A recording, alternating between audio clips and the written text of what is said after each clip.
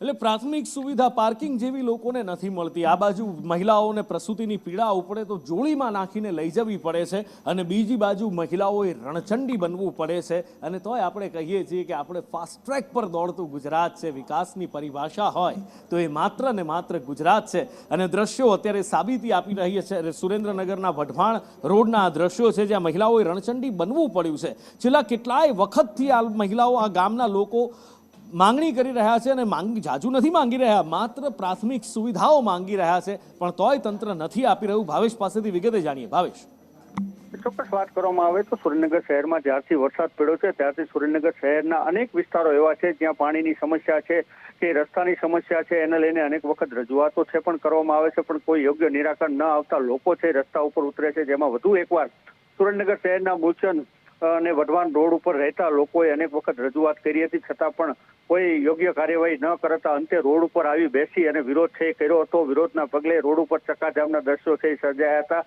Police ઘટના સ્થળે આવી સમજાવટથી મામલો છે ઠાળો પાડ્યો છે અને હાલ મનપાના અધિકારીઓ પણ કીધું છે કે અમે ટૂંક સમયમાં આપની જે કઈ સમસ્યા છે દૂર કરીશું, પરંતુ વારંવાર આવા દ્રશ્યો છે એ સુરેન્દ્રનગરમાં જોવામાં આવે છે। મહાનગરપાલિકા બન્યા બાદ લોકોને જો યોગ્ય સુવિધા મળવી જોઈએ ક્યાંક ને ક્યાંક નથી મળતી, એટલે લોકો છે પોતાનો રોષ આ રીતે વ્યક્ત કરે છે। જી,